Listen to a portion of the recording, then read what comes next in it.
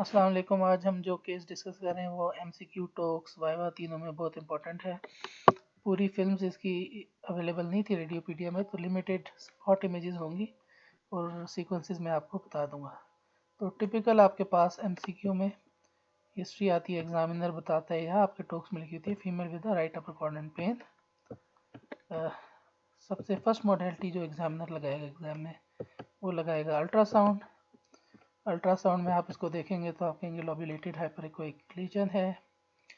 इस पे आप इसको टॉप जो आप डेली प्रैक्टिस में भी इसकी जो आप डिफरेंशियल्स देते हैं वो आप देते हैं हेमेंजियोमा।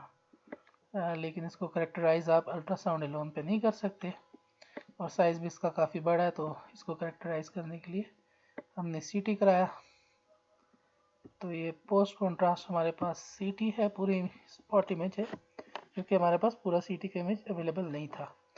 तो इसमें देखें ये जो लीजन है उसमें आपके इसके अंदर बड़े लो एरियाज आ रहे हैं, थोड़ी सी आपको इन्हेंसमेंट भी मिल रही है, इधर इन्हेंसमेंट मिल रही है, इसके नीचे का जो ये पोर्शन है वो इन्हेंस कर रहा है। तो ये अगर इसकी डेंसिटी देखें, सबक्यूटेनियस फैट की थोड़ी डेंसिटी देखें तो it look like a fat, तो ये मैक्रोस्कोपिक फैट है। तो हमारे पास इस लीजन की करेक्टरिस्टिक के ये एक तो लोब्यूलेटेड सा लीजन है राइट लोब में, दूसरा इसके अंदर मैक्रोस्कोपिक फैट है, और तीसरा ये इन्हेंसमेंट शो कर रहा है। तो बहुत से लोग इसकी डायग्नोसिस में पहुंच गए होंगे, लेकिन हम आगे एमआरआई करके इसको फर्दर कंफर्म करते हैं। तो सीक्वेंसेस मैं आपको बता देता हूँ, क्योंकि स्पॉट इमेजेस हमारे पास ज़्यादा क्लूज नहीं है। ये हमारे पास है T2 फैट सेट और ये हमारे पास है T1 फैट सेट। तो इसमें जो हमारे पास जो लीजन है वो फेयरली वेल डिफाइंड है, और इसमें जो इसके सिग्नल्स हैं वो रिलेटिव टू लिवर लो हैं, T2 पे भी रिलेटिव टू लिवर लो हैं, लेकिन इसमें दो एरियाज आ रहे हैं जो कि दोनों T1 और T2 पे हाइपर इंटेंस है। तो कौन सी चीज़ है जो T1 और T2 पे हाइपर इंटेंस होती है? T1 and T2। So this is the T1 hyperintense, T2 hyperintense spots are. तो this likely represent a blood within this। तो इसमें इस लीजन में ब्लड है।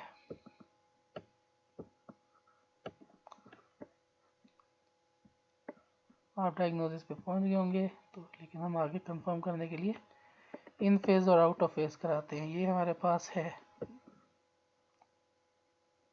इन फेज और ये हमारे पास है out of phase. Out of phase में हमारे पास ये इंडिया इंक आर्टिफैक्ट होता है, हालांकि इसमें इतना अच्छा नज़र नहीं आ रहा, स्पॉट इमेज है। तो इसमें देखिए, इसमें थोड़ा सा आपको हाइपर इंटेंस सिग्नल मिल रहा है, लेकिन ये इतना अच्छा डिफाइंड नहीं है। It is also intense to the liver on the in phase, but in out of phase you can see significant drop out। तो out of phase में सिग्नल ड्रॉप आउट हो तो वो किस चीज़ को सजेस्ट करता है? माइक्रोस्कोपिक फैट को, माइक्रोस्कोपिक फैट। तो it is a fat containing lesion. इसकी थोड़ी सी इन्हेंसमेंट पैटर्न देख लेते हैं। ये हमारे पास आर्टीरियल फेज है और ये हमारे पास पोर्टल वीनस फेज है। तो इसमें काफ़ी इन्हेंसमेंट आपको लग रही है, और फिर इसका जो है डिलेड फेज आल्सो अवेलेबल नहीं था उसमें, लेकिन डिलेड फेज में ये लो हो जाता है। बाकी आप अगर लिवर को देखें, लिवर के मार्जिन स्मूथ है, कोई सिरोसिस के साइंस नहीं है।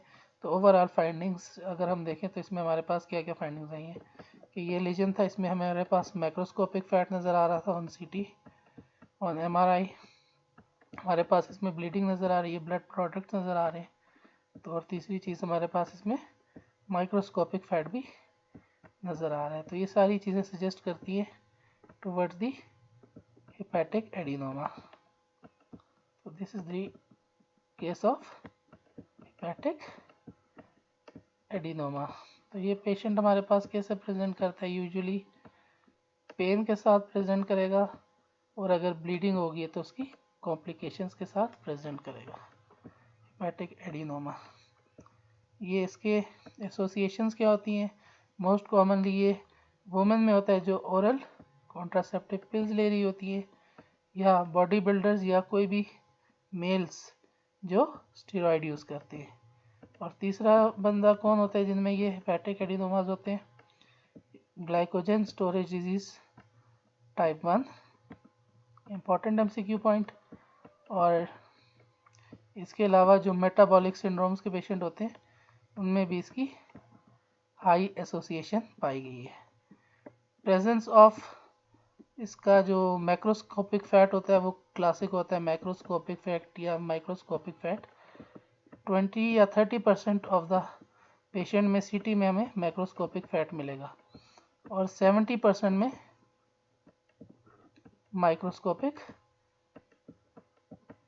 माइक्रोस्कोपिक फैट जो हमें मिलेगा, और उसको हम अप्रिशिएट किस में कर सकते हैं?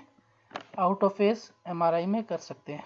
यूजुअली ट्रीटमेंट ऑप्शन इसकी क्या होती है? यूजुअली हमारे पास ऑप्शन होती है कि अगर ये फीजेबल है तो इसको रिसेक्ट कर दें। रिसेक्ट से ये होता है कि इसका फ्यूचर रिस्क ऑफ हेमरेज भी रिड्यूस हो जाता है और हमारे पास एक डायग्नोसिस कंफर्म हो जाती है। लेकिन अगर सब कैप्सुलर लीजन नहीं है, स्मॉल है और उसकी टिपिकल अपीयरेंस नहीं है, तो फिर हम क्या करते हैं? फिर हम इसको इमेजिंग में मॉनिटर करते रहते हैं और साथ इसका अल्फा फीटोप्रोटीन लेवल चेक करते हैं, क्योंकि इसकी रेयर कॉम्प्लिकेशन होती है कि ये HCC में भी जाके वो जा सकता है। इसके अलावा अगर बिल्कुल इनऑपरेबल है तो इसका थोड़ा रोल हेपेटिक आर्टरी एम्बोलाइजेशन का भी इसमें रोल आ गया है। तो 2 कॉमन कॉम्प्लिकेशंस स्पॉन्टेनियस रप्चर और हेपेटोसेलुलर कार्सिनोमा में ये जा सकता है, but it is very rare. तो इसका जो टॉप डिफरेंशियल होता है वो क्या होता है? Hepatocellular carcinoma. हेपेटोसेलुलर कार्सिनोमा के लिए अमूमन हमारे पास जो बैकग्राउंड ऑफ द लिवर होगा उसमें जो एग्जाम फिल्म होंगे उसमें बैकग्राउंड ऑफ द लिवर में सिरोसिस होगा, although it is not always the case, but जब आपको एग्ज़ाम में दिखाएंगे तो वो लिवर सिरोसिस के साथ दिखाएंगे। उसके अलावा कुछ पॉइंट्स होते हैं कि इसमें rim enhancement of the pseudo capsule delay में परसिस्ट करती है हेपेटोसेलुलर कार्सिनोमा में, और जो वॉश आउट होता है वो hypointense to the liver होता है, और इसका जो वॉश आउट होता है ये isointense to the liver होता है। लेकिन it is very difficult to differentiate it from the hepatocellular carcinoma, but if background changes are not typical for hepatocellular carcinoma और इस तरह का एग्जाम केस है, फीमेल है, यंग, ओरल कॉन्ट्रासेप्टिव में, तो the option will be hepatic adenoma. Thank you very much.